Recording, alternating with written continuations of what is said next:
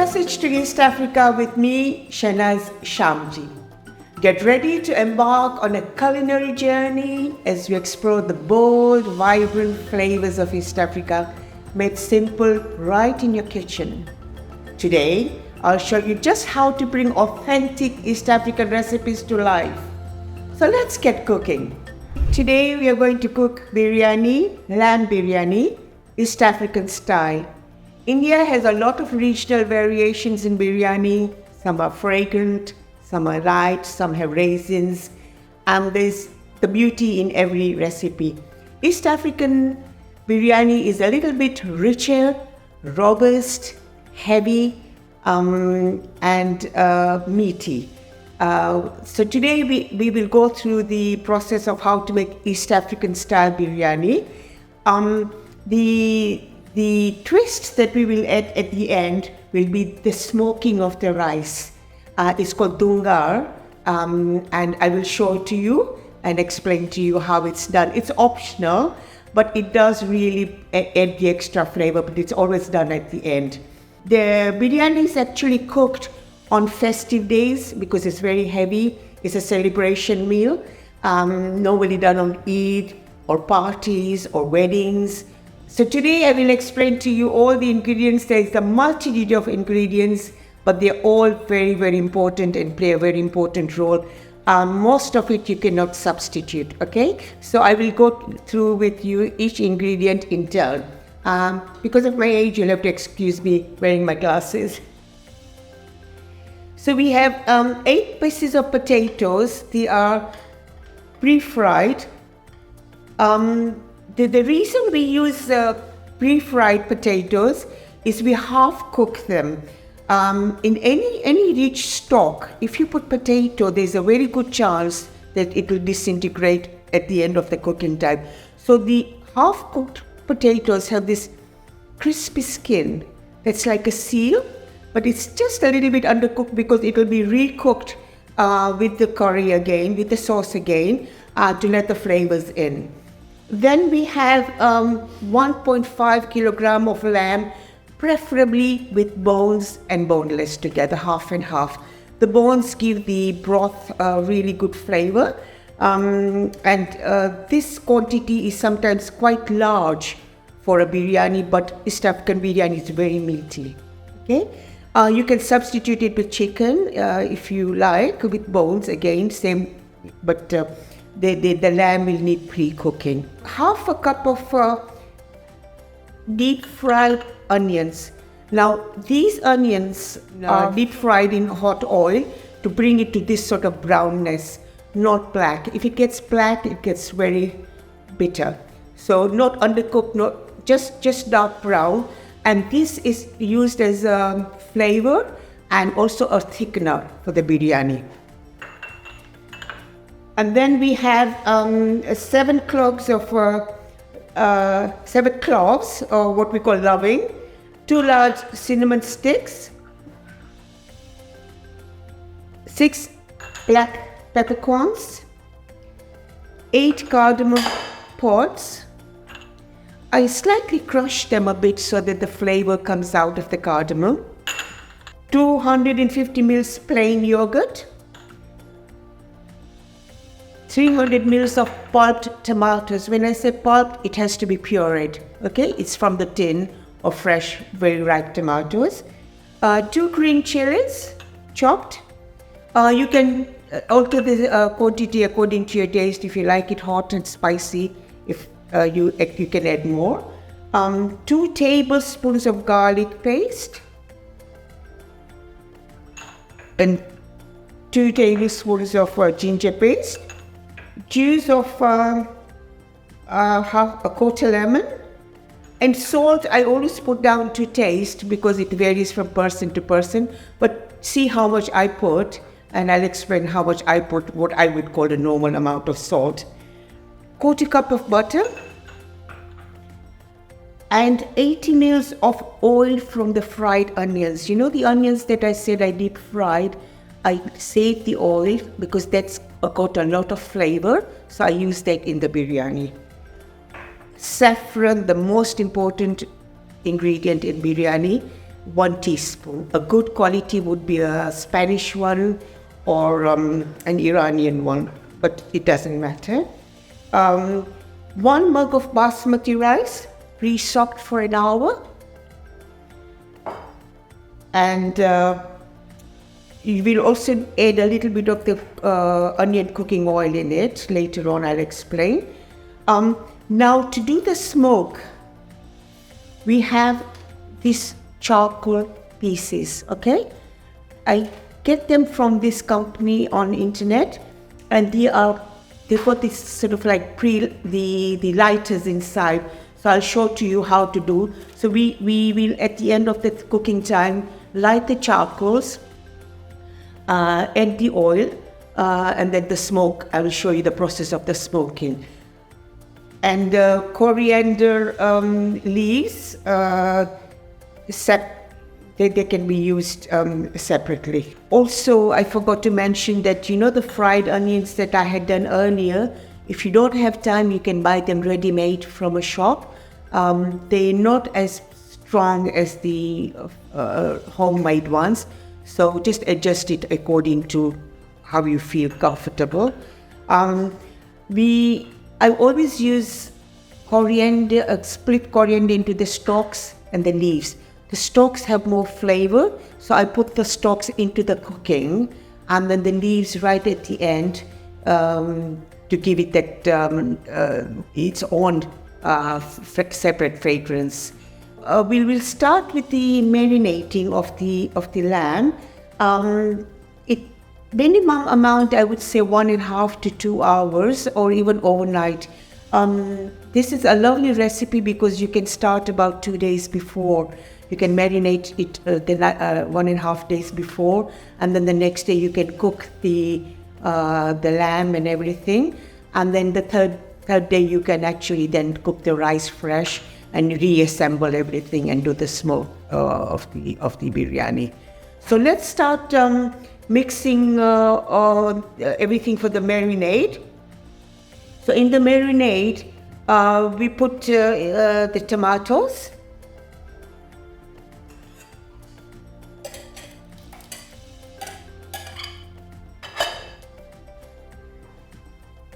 tomato paste,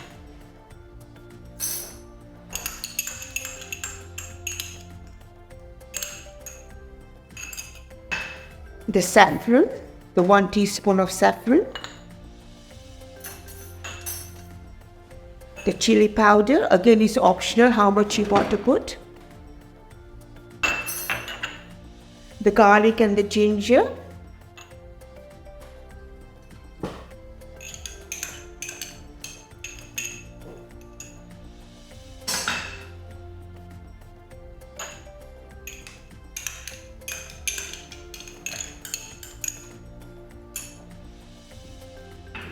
the coriander stalks. Again, like I said, it will give the flavor. The yogurt. Yogurt is very important in biryani. It gives it the creaminess, the richness, the texture.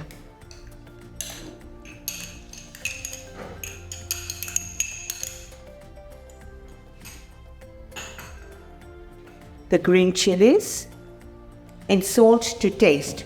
So salt is a very difficult subject. How much salt do you use? But in this particular marinade, my estimate would be about 1.5 teaspoons of salt. Okay, mix it all up. I can smell the saffron coming straight from the bowl. Mix it really thoroughly. You can see how thick the sauce is. That's the marinade. Now we put in the lamb.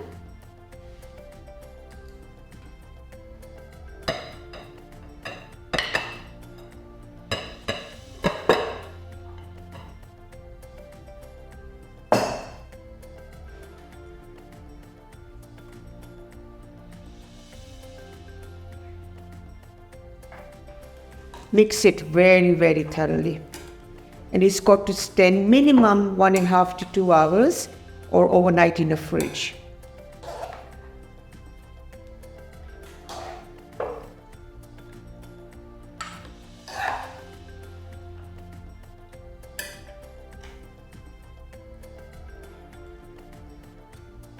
What I also should have mentioned is that we have fried onions here for garnish, coriander for garnish, and a mixture of a saffron and yellow food color to sprinkle onto the rice at the end. So it gives it that nice yellowy color. Okay, now that the lamb has been sitting in the marinade for 2 hours, we will need to cook it for about 1.25 hours and make sure the lamb is absolutely cooked. I can smell the saffron, it's heavenly, it's beautiful, and I can't wait for the dish to be ready. So let's put it in the cooker. And you can see there's no oil, nothing. It just cooks in the marinade on its own. The oil and everything else will come in later on. So let's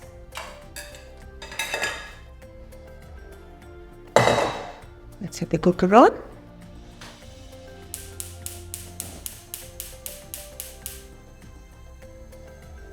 So you need to bring this to boil and then cover and then simmer.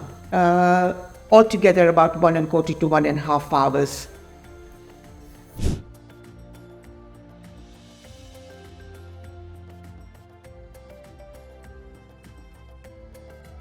Okay, so this is our biryani lamb that's been cooking for about 1.25 hours to 1.5, roughly about just under 1.5 hours. You can see it's bubbling away. The aroma of the saffron is just beautiful. The whole room is filled with the aroma of the saffron. So I will now switch it off or put it on very low heat.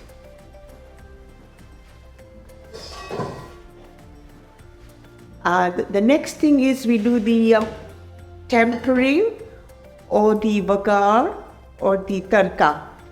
When you put actually oil, you put oil inside the pan, bring it quite hot, oil and butter sometimes, and then you put in the dry masala spices, so that flavors the oil, and then you put that into the biryani, and then we thicken it up with the onions and the rest, yeah? East African biryani is again different. I forgot to mention, East African biryani has potatoes.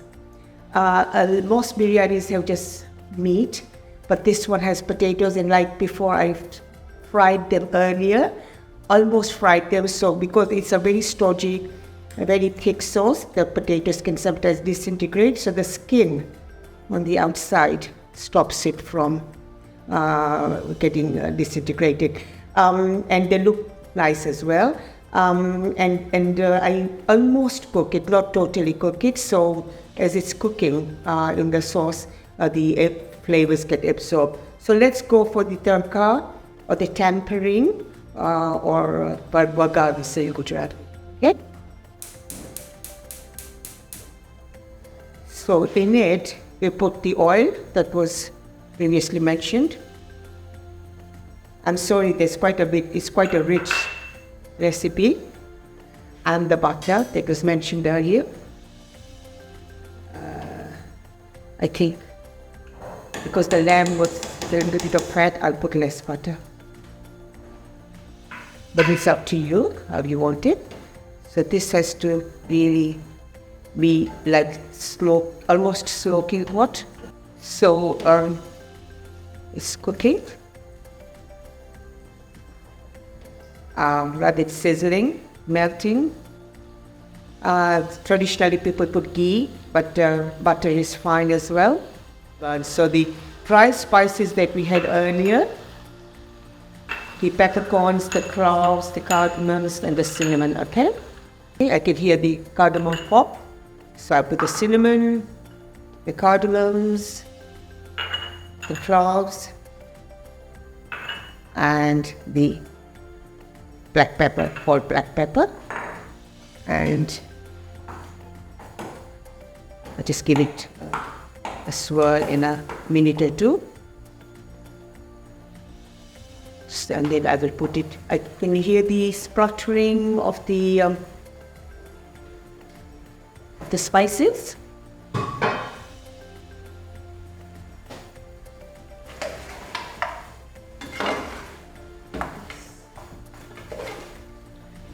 So now that oil goes into there.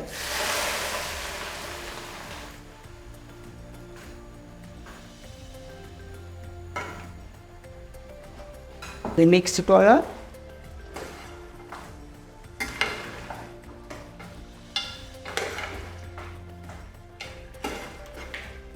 Like I said, it's a very rich, thick biryani.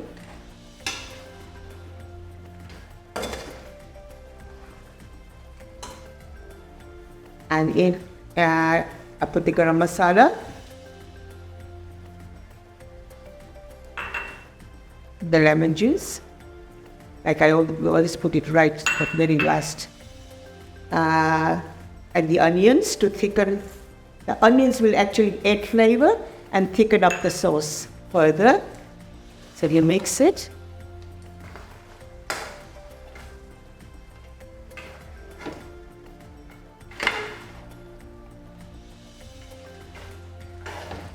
It now goes in the very typical East African biryani, the fried potatoes.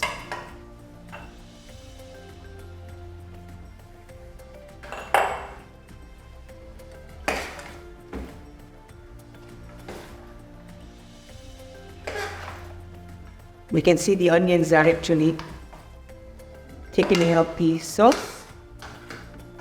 Mix it well, make sure the potatoes get well coated, because we want the flavor into the potatoes as well. Even as a cook, sometimes we have issues. So I can see it's a little bit on the dry side. So I'm just going to put a little bit of water.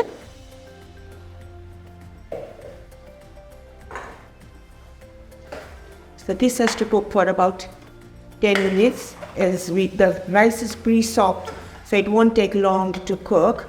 So let's cook the rice now. So this has to be fogged.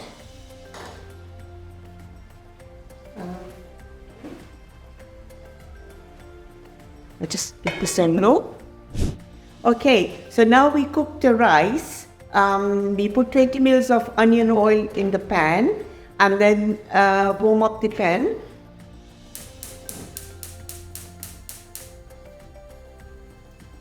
And then the rice was pre-soaked. 1 mug rice, 1 mug is 350 ml, 1 cup is 250 ml, okay?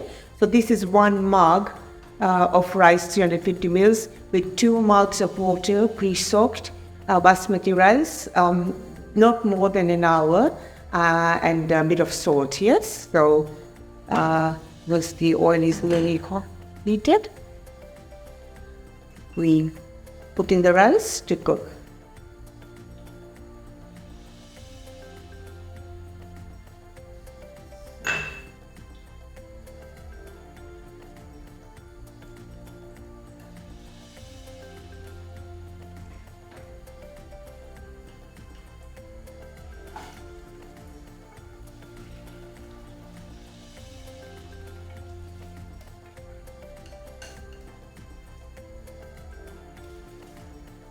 The rice should not be almost fully cooked. There's a reason for it, and I will explain.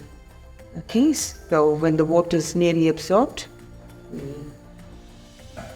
go to the next stage.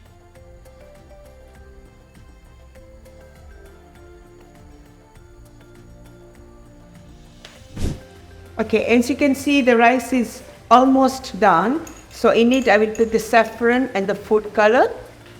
And just give it like a lazy swirl. It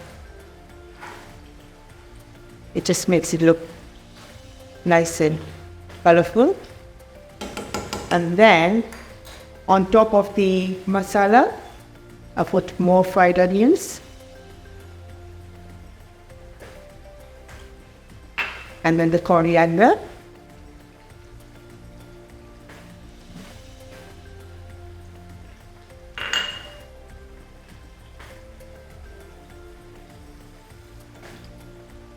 And then the rice actually goes on top of this. Okay, so the flavors from the meat will actually go onto the rice.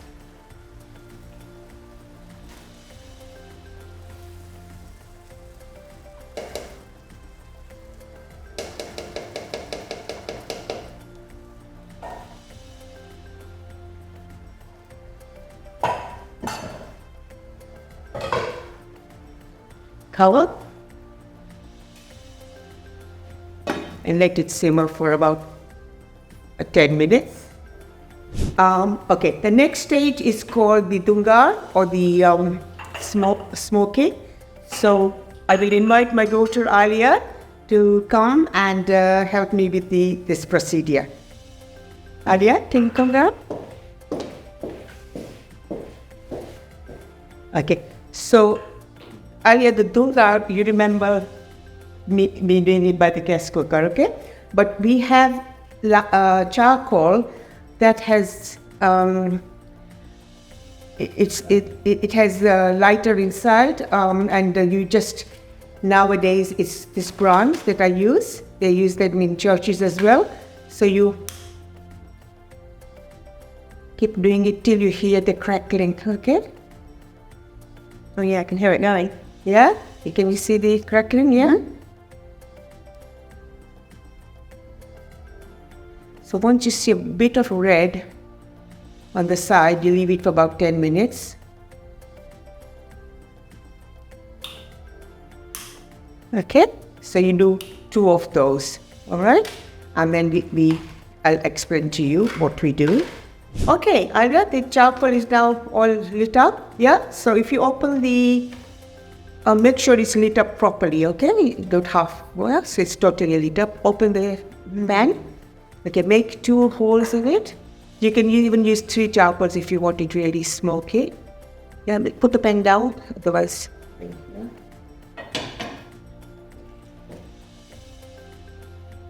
Okay. So you go to switch off the cooker now. I'll explain to you why. Okay, because the rice is cooked. Now place the foil. These are from just tarts and things like that. Yeah, the foils, yeah. Okay. You can't put charcoal directly onto the rice, otherwise you get a sandy. Okay. So we will put a charcoal in it.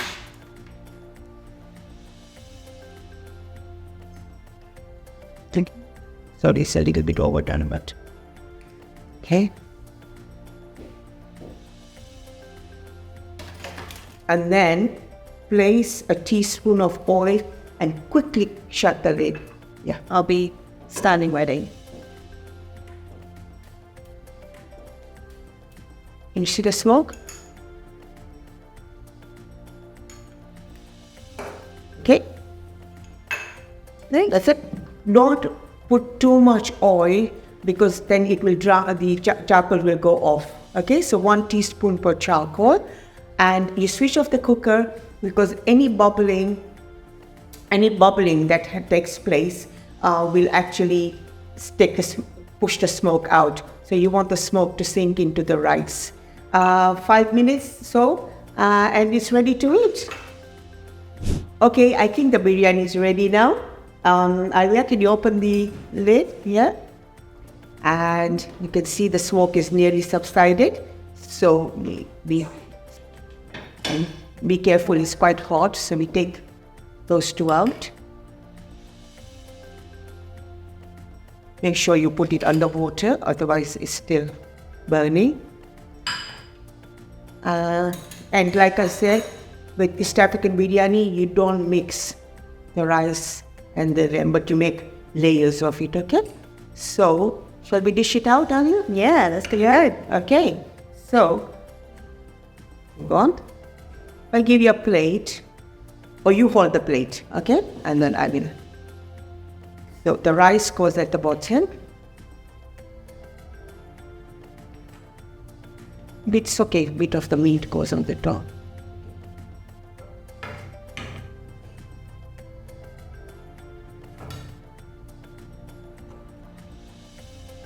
Smells amazing. Smells amazing. Smells absolutely delicious. Can you smell the saffron? Yes, absolutely. Movie. Garam masala, or is it? I can smell the smoke in the rice. This really reminds me of these big celebration days that we have and family get-togethers and religious occasions. Okay, good. So when you had parties and entertain, you make sure you carry on with this Indeed. tradition. Yeah. You see, it's very meaty. It is, and the meat looks really succulent. It looks really juicy. It doesn't look dry at all. It's obviously not like a curry, but it's still looking, the lamb looks very juicy. You see, it's quite a dryish. Let's garnish it. Okay, put it up there.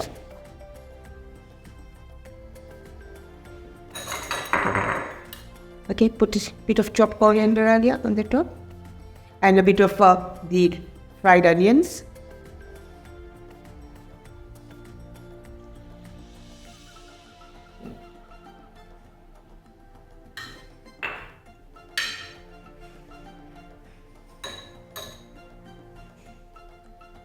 Wow, what a feast. Yeah, okay.